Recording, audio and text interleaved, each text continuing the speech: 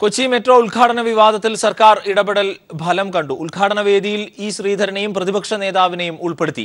പ്രധാനമന്ത്രിയുടെ ഓഫീസിൽ നിന്നാണ് അറിയിപ്പ് കിട്ടിയത്. ഇരുവരെയും ഉൾപ്പെടുത്തണമെന്ന് ചൂണ്ടിക്കാണിച്ച മുഖ്യമന്ത്രി കത്തയച്ചിരുന്നു. വിവരങ്ങളുമായി ഷീജ ചേരുന്നു. ഷീജ, കേന്ദ്രം ഇക്കാര്യത്തിൽ ഒരു തിരുത്തൽ വരുത്തിയിട്ടുണ്ടോ?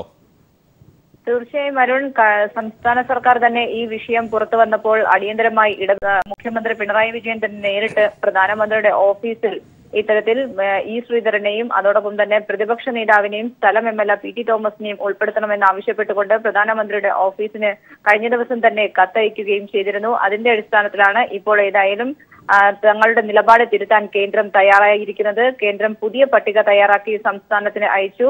മുഖ്യമന്ത്രിയുടെ ഓഫീസിൽ നിന്ന് ലഭിച്ച പുതിയ പട്ടികയിൽ ഇ ശ്രീധരനെയും പ്രതിപക്ഷ നേതാവിനെയും ഉൾപ്പെടുത്തിക്കൊണ്ടുള്ളതാണ് പുതിയ പട്ടിക. അതിൻ പ്രകാരം കൊച്ചി മെട്രോയുടെ ഉദ്ഘാടന വേദിയിൽ മെട്രോമാനായിട്ടുള്ള ഇ ശ്രീധരനും അതോടൊപ്പം തന്നെ പ്രതിപക്ഷ നേതാവ് രമേശ് ചെന്നിത്തലയ്ക്കും ഇരിക്കാൻ ഉള്ള അവസരമാണ് ഒരുങ്ങിയിരിക്കുന്നത്. ഏതായാലും അവരെ ഒഴിവാക്കിയതിനെ തുടർന്ന് വലിയ തോതിൽ തന്നെയാണ് പ്രതിഷേധം പല കോണുകളിൽ നിന്നായി ഉയർന്നു വന്നത്.